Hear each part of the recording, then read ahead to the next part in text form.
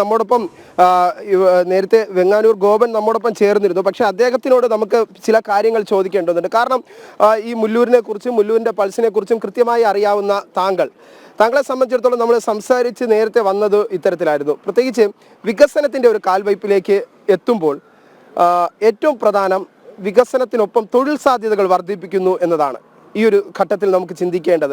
ആ ഒരു തൊഴിൽ സാധ്യതകൾ എത്രത്തോളമാണ് ഇനി ഈ ഒരു വികസനം, പ്രത്യേകിച്ച് ഈ തുറമുഖം യാഥാർത്ഥ്യമായ അല്പസമയത്തിനകം പ്രധാനമന്ത്രി ഇത് രാജ്യത്തിന് സമർപ്പിക്കുന്നതോടുകൂടി ഉണ്ടാവുക? അതായത് ഇന്ത്യയുടെ നേരത്തെ സൂചിപ്പിച്ചതുപോലെ ഇന്ത്യയുടെ സാമ്പത്തിക വികസനത്തിൻ്റെ കവാടമാണ് വിഴിഞ്ഞം തുറമുഖം.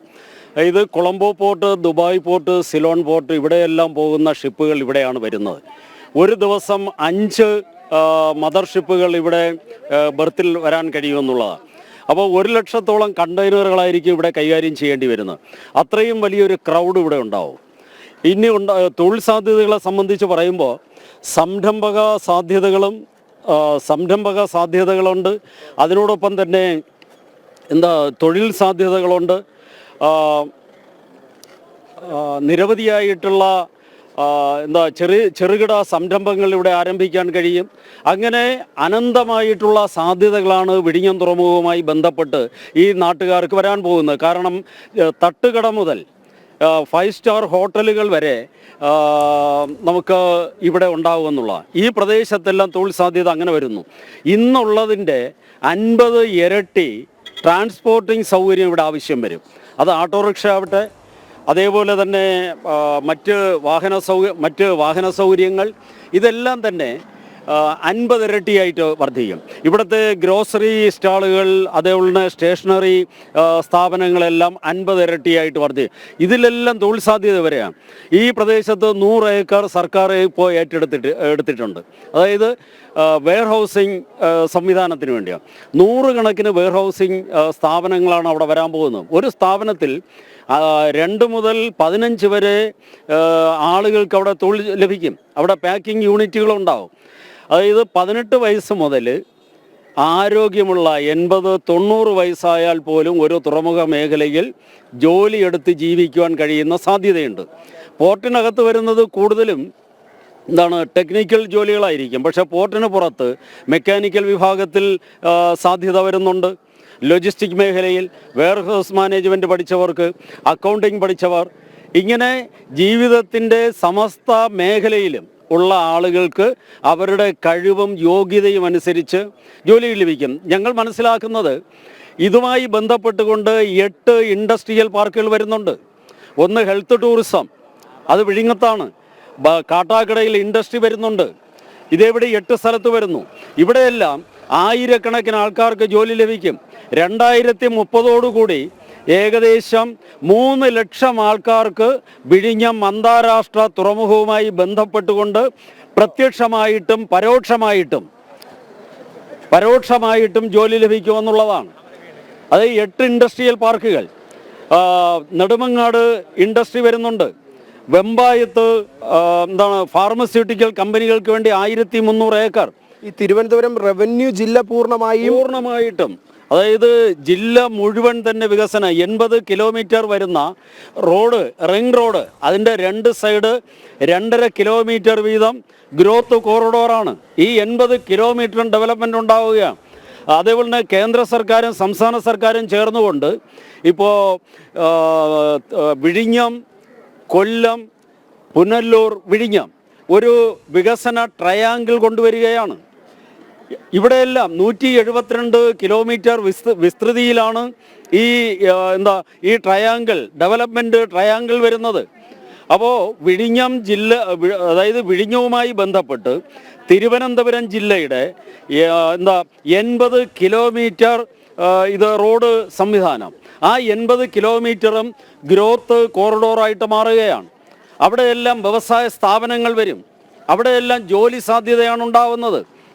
അതായത് വിഴിഞ്ഞവുമായി ബന്ധപ്പെട്ടുകൊണ്ട് നമ്മുടെ സർക്കാർ ഇച്ഛാശക്തിയോടുകൂടി പെരുമാറുകയാണെങ്കിൽ ഒരു മലയാളിക്കും ഗൾഫിൽ പോയി ജീവിക്കേണ്ടി വരില്ല.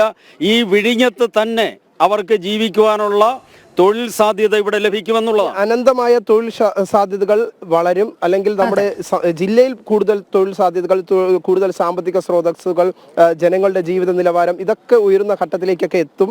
എന്തായിരുന്നാലും വലിയ പ്രതീക്ഷയോടുകൂടി തന്നെയാണ് രാജ്യം ഇപ്പോൾ നിലനിൽക്കുന്നത് എന്ന തീർച്ചയായും വിനീഷ്, നമ്മളോട് പ്രതികരിച്ചവരെല്ലാവരും പറയുന്നത് ഈ സ്വപ്ന പദ്ധതി യാഥാർത്ഥ്യമായത് കേന്ദ്ര സർക്കാരിൻ്റെ ഇച്ഛാശക്തി ഒന്നുകൊണ്ട് മാത്രമാണ്.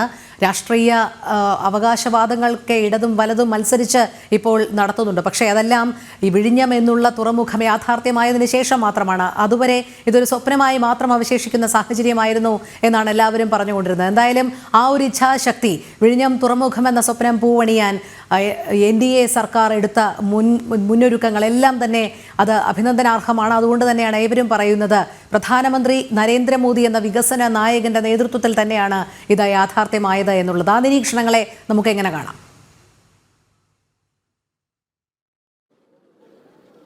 തീർച്ചയായിട്ടും രോഹിണി പറഞ്ഞതുപോലെ ഒരു ഇച്ഛാശക്തി, ആ ഇച്ഛാശക്തിയും ഒരു നിശ്ചയദാർഢ്യവും തന്നെയാണ് ഇപ്പോഴുള്ള നരേന്ദ്രമോദി സർക്കാരിൻ്റെ ഈ പ്രവർത്തനങ്ങൾക്ക്, അല്ലെങ്കിൽ തുറമുഖം എന്ന ആ സ്വപ്നം.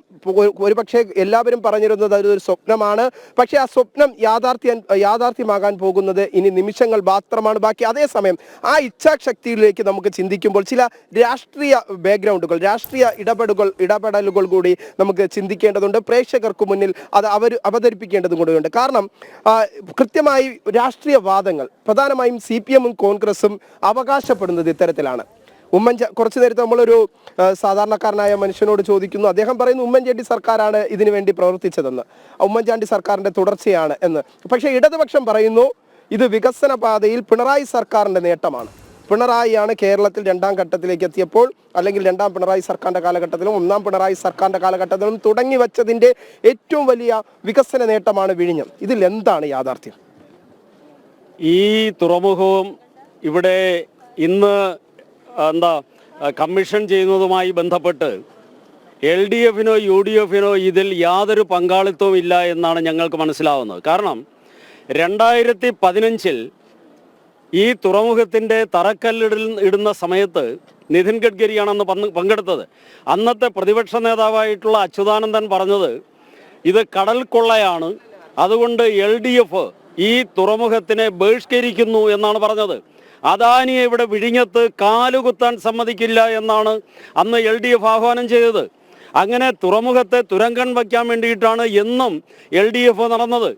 അത് കഴിഞ്ഞ് ഈ അടുത്ത കാലത്ത് സമരം നടന്നു. തുറമുഖം നിർമ്മാണം നിർത്തിവെക്കണമെന്ന് ആവശ്യപ്പെട്ടപ്പോൾ UDF പറഞ്ഞതെന്താ? തുറമുഖം മുന്നോട്ട് പോകാൻ പാടില്ല, അത് പൂർണ്ണമായിട്ടും നിർത്തിവെക്കണം. ഈ കോവളം നിയോജക മണ്ഡല MLA UDF-ന്റെ ആളാണ്. അദ്ദേഹം നിയമസഭയിൽ പ്രമേയം അവതരിപ്പിക്കാൻ വരെ തയ്യാറായി. നിയമസഭയിലെ പ്രമേയത്തിലൊക്കെ കാര്യങ്ങൾ അതിൻ്റെ ഒരു ഇടപെടലുണ്ടായിരുന്നു, ഒരു സംഘടിത മതവിഭാഗത്തിന് വേണ്ടിയിട്ട്. അതിൽ നമ്മുടെ റിപ്പോർട്ടർ ടിൻഡുവും കൂടി ഇരയായ ഒരു വ്യക്തിയാണ്. അപ്പോൾ ഈ ടിൻഡുവിനെ എനിക്ക് തോന്നുന്നു ആ സമര കാലഘട്ടത്തിൽ ടിൻഡുവിനും കൂടി ചില കാര്യങ്ങൾ ഓർത്തെടുക്കാൻ കാണും. കാരണം ആ സമര സമയത്ത് പ്രത്യേകിച്ച് വിഴിഞ്ഞം പാടില്ല, വിഴിഞ്ഞം വികസനത്തിനാണ്, മത്സ്യത്തൊഴിലാളികളെ ബാധിക്കുന്ന പ്രശ്നമാണ് വിഴിഞ്ഞം തുറമുഖത്തിന്റെ വികസനം എന്നൊക്കെയായിരുന്നു ഒരു കൂട്ടം ആളുകൾ പറഞ്ഞിരുന്നത്. ആ ഒരു കൂട്ടം ആളുകൾക്കിടയിൽ നിന്ന് റിപ്പോർട്ട് ചെയ്തപ്പോൾ ഉണ്ടായ അനുഭവം ഇന്ന് പറയേണ്ടതുണ്ട്. കാരണം പ്രത്യേകിച്ച് ഇവിടെ എത്തുന്നവരെ യാഥാർത്ഥ്യം എന്തെന്ന് സമൂഹത്തിനോട് കാണിക്കാൻ വരുന്നവരെ ഓട്ടിക്കുന്ന സമീപനമായിരുന്നു ഉണ്ടായിരുന്നത്. അതിൽ അന്ന് ഇരയായ ആളും കൂടിയാണ് ടിൻഡു. അതായത് അന്ന് ഏതാണ്ടിരിക്കുന്ന 5 വർഷങ്ങൾക്ക് മുമ്പാണ് ഒരു ദിവസം ഒരു ഓഗസ്റ്റ് 14-ാം തീയതി ഒരു ലത്തീൻ പള്ളികളിൽ കരിങ്കൊടി കെട്ടുകയും കൂട്ടമണി അടിക്കുകയും ചെയ്യുന്നു. അവരതിനുശേഷം ലത്തീൻ സഭയുടെ നേതൃത്വത്തിൽ സമരം ആഹ്വാനം ചെയ്യുന്നു. ആ സമരം വന്നു നിൽക്കുന്നത് മുല്ലൂര് തീരത്താണ്, ഈ മുല്ലൂര് തുറമുഖത്തിന് മുന്നിലാണ്. പിന്നീട് ഒരു 170 ദിവസത്തെ സമരമായിരുന്നു. ഈ 170 ദിവസത്തെ സമരം എന്ന് പറയുന്നത് ഈ പദ്ധതി പ്രദേശം എന്ന് പറയുന്ന അത്രയും സുരക്ഷിതമായിട്ടുള്ള പ്രദേശമാണ്. ഈ സുരക്ഷിതമായിട്ടുള്ള പ്രദേശത്തേക്ക് നിരവധി തവണ ഈ മത്സ്യത്തൊഴിലാളികൾ, ഈ സഭയിൽ അംഗമായിട്ടുള്ളവർ നിരവധി തവണ ഈ പദ്ധതി പ്രദേശത്തേക്ക് അതിക്രമിച്ച് കയറുകയാണുണ്ട്. അതിനൊക്കെ സർക്കാർ വളവെച്ചു കൊടുത്തു. ഈ പൂട്ട്, അതായത് പദ്ധതി പ്രദേശത്തിന്റെ പ്രധാന കവാടത്തിന്റെ പൂട്ട് കരിങ്കല്ല് കൊണ്ട് തല്ലി തുറന്നാണ് അകത്തേക്ക് കയറുന്നത്. അന്ന് ഈ സമരത്തിൽ പങ്കെടുക്കാൻ വന്ന ആളുകളൊന്നും ഈ പ്രദേശത്തുള്ളവരല്ലായിരുന്നു. എനിക്ക് തോന്നുന്നു ഈ മുല്ലൂർ പ്രദേശത്തുള്ളവരല്ലായിരുന്നു. ഈ മുല്ലൂർ പ്രദേശത്തുള്ളതാണോ അല്ലേ എന്ന് പറയാൻ പറ്റുന്ന ആളാണ് നമ്മുടെ ഒപ്പം ഉള്ളത്. കാരണം എനിക്കന്ന് മനസ്സിലാക്കാൻ കഴിഞ്ഞത് പല പള്ളികളിൽ നിന്ന് അല്ലെങ്കിൽ ഇടവകകളിൽ നിന്ന് ഓരോ ഇടവകകൾക്കായിരുന്നു ഓരോ ദിവസവും അതിന്റെ സമരത്തിന്റെ ചുമതല. അങ്ങനെയായിരുന്നു ഞാൻ മനസ്സിലാക്കിയത്. അങ്ങനെയാണല്ലോ. വിഴിഞ്ഞത്തു നിന്നുള്ള വളരെ കുറച്ച് മത്സ്യത്തൊഴിലാളികളാണ് ഈ സമരവുമായി ബന്ധപ്പെട്ട് ഇവിടെ അക്രമത്തിന് വേണ്ടി തയ്യാറായത്. പക്ഷേ തിരുവനന്തപുരം ജില്ലയിലെ മറ്റ് ഇടവകകളിൽ നിന്ന് ആയിരക്കണക്കിന് ആളുകളാണ് ഇവിടെ ആർത്തിരമ്പി ഈ തുറമുഖത്തെ തല്ലിത്തകർക്കാൻ വന്നത്. അതേപോലെ തന്നെയാണ് പോലീസ് സ്റ്റേഷൻ ആക്രമിച്ചത്. 65 പോലീസുകാരെ പരിക്കേൽപ്പിക്കുന്നു, ഈ പത്രക്കാരെ ഓടിക്കുന്നു. ജനം ടി വിയുടെ പത്രപ്രവർത്തകർക്ക് അല്ലെങ്കിൽ ജന്മഭൂമിയുടെ ആൾക്കാർക്ക് നേരെ വരാൻ കഴിയാത്ത ഒരു സാഹചര്യമുണ്ട്. കാരണം പോർട്ടിന് അനുകൂലമായിട്ട് ജനം ടി വി നിൽക്കുന്നു എന്നുള്ള ഒറ്റ പേരിലാണ് അവരെ ഉപദ്രവിക്കാൻ വരെ തയ്യാറായി. ഇവിടെ നിരവധി മാധ്യമ പ്രവർത്തകരെ അന്ന് പോലീസ് സ്റ്റേഷൻ ആക്രമിക്കുന്ന ദിവസം വളഞ്ഞിട്ട് തല്ലുകയുണ്ടായി. ഇതെന്തെന്ന് ചോദിച്ചാൽ പുറം ലോകത്തെ അറിയിച്ചു. ഇവർ ഈ നാട്ടുകാരല്ലായിരുന്നു. പൂവാറിൽ നിന്നും വലിയതുറയിൽ നിന്നും പൊഴിയൂരിൽ നിന്ന് അതേപോലെ മാമ്പള്ളി, കാപ്പിൽ ബീച്ച്, വെട്ടുകാട്, പൂന്തറ തുടങ്ങിയിട്ടുള്ള പ്രദേശങ്ങളിൽ നിന്ന് ആയിരങ്ങളെയാണ് ഓരോ ഇടവകളിൽ നിന്ന് പള്ളികളിൽ ഇങ്ങനെ ബെല്ലടിച്ചിട്ടാണ് ആളുകളെ കൂട്ടി ഈ വിഴിഞ്ഞത്തേക്ക് അക്രമത്തിന് വേണ്ടി ഇറക്കി വിട്ടിട്ടുള്ളത്. അതിൽ മതപുരോഹിതന്മാർ അവരുടെ വസ്ത്രങ്ങൾ ധരിച്ചുകൊണ്ടാണ് ഇവിടെ അക്രമത്തിന് നേതൃത്വം കൊടുത്തിട്ടുള്ളത്. ഇവിടെ 7ഓളം വീടുകൾ അടിച്ചു തകർത്തിട്ടുണ്ട്. അതേപോലെ തന്നെ നിരവധിയായിട്ടുള്ള ആളുകൾക്ക് പരിക്കേറ്റു. ഗുരുതരമായിട്ടുള്ള രീതിയിൽ പല മാധ്യമ പ്രവർത്തകർക്കും ക്രൂരമായിട്ടുള്ള മർദ്ദനം ഇത് റിപ്പോർട്ട് ചെയ്തതിൻ്റെ പേരിലുണ്ട്. ഈ തുറമുഖത്തിൻ്റെ ബോർഡുകൾ, പോലീസിൻ്റെ ബാരിക്കേഡുകൾ കടലിലേക്ക് വലിച്ചെറിയുന്നതാണ് നമുക്ക് കാണാൻ കഴിഞ്ഞിട്ടുള്ളത്. ഒരു സാധാരണക്കാരനായിട്ടുള്ള പൗരൻ ഈ ജനാധിപത്യ രാഷ്ട്രത്തിൽ പോലീസിൻ്റെ ഒരു ലാത്തി പിടിച്ചു വാങ്ങിച്ചാൽ എന്തായിരിക്കും അവസ്ഥ? പക്ഷേ ഇവിടെ പോലീസിനെ ക്രൂരമായിട്ട് ഇവിടെ ഉപദ്രവിച്ചു, പത്രക്കാർ ഉപദ്രവിച്ചു. പക്ഷേ എന്തിനു വേണ്ടിയിട്ട് ഈ കാര്യങ്ങൾ സത്യസന്ധമായി ഈ സമയത്ത് ഒരു കാര്യം ഏറ്റവും കൂടുതൽ ശ്രദ്ധിക്കേണ്ടത് ഇവിടുത്തെ ജനപ്രതിനിധി, പ്രത്യേകിച്ച് ഇവിടുത്തെ MLA, ആ MLAയുടെ നിലപാട്, പ്രത്യേകിച്ച് നിയമസഭയിൽ വരെ MLA ഈ വിഷയം ഉയർത്തി കാണിച്ചു. എന്ന് പറഞ്ഞാൽ ഈ പറയുന്ന വിഴിഞ്ഞം പദ്ധതിക്ക് എതിരായ നിലപാട് സ്വീകരിച്ചു നിയമസഭയിൽ പോലും. ആ ഘട്ടം ഇന്ന് ആ MLAയും ഇന്ന് പ്രധാനമന്ത്രിയോടൊപ്പം വേദി പങ്കിടുന്ന ഒരു കാഴ്ച നമുക്ക് കാണാൻ സാധിക്കുന്നുണ്ട്. നാണം കെട്ട ഏർപ്പാടെന്നേ ഞങ്ങൾക്ക് പറയാൻ പറ്റൂ. കാരണം കേരളത്തിലെ കോൺഗ്രസിൻ്റെ നിലപാട്, UDFൻ്റെ നിലപാട് ഈ തുറമുഖത്തിൻ്റെ നിർമ്മാണം നിർത്തിവെക്കണം, അദാനി ഇവിടെ നിന്ന് പോകണം എന്നുള്ളതായിരുന്നു. VD സതീശനാവട്ടെ, ഇവിടെ VN സുധീരൻ ഈ പന്തലിൽ വന്നിട്ടുണ്ട്. ഇവിടെ പന്തൽ കെട്ടാൻ വേണ്ടിയിട്ട് നേതൃത്വം കൊടുത്ത് ഈ തുറമുഖത്തെ തകർക്കാൻ വേണ്ടിയിട്ട് നേതൃത്വം കൊടുത്തത് കോവളം MLA വിൻസെൻ്റ് ആണ്. എല്ലാ ദിവസവും ഇവിടെ സമരപന്തലിൽ വന്നിട്ടുണ്ട്. അദ്ദേഹം അതില്ല എന്ന് നിഷേധിക്കട്ടെ. നിയമസഭയിൽ അദ്ദേഹം പ്രമേയം അവതരിപ്പിച്ചില്ലേ? ഇന്നിപ്പോ വേദിയിലിരിക്കുകയാണ്. നാണക്കേടെന്ന് മാത്രമേ ഞങ്ങൾ. അതെ, തീർച്ചയായും രാഷ്ട്രീയ വാദപ്രതിവാദങ്ങളൊക്കെ ഇപ്പോൾ ഇടത് വലത് മുന്നണികൾ നടത്തുന്നുണ്ട്. വിഴിഞ്ഞം യാഥാർത്ഥ്യമാകുമ്പോൾ പക്ഷേ വിഴിഞ്ഞം എങ്ങനെയാണ് യാഥാർത്ഥ്യമായത് എന്നുള്ളത് അവിടുത്തെ ജനതയ്ക്ക്, കേരള ജനതയ്ക്ക് കൃത്യമായി തന്നെ മനസ്സിലാക്കാവുന്നതേയുള്ളൂ.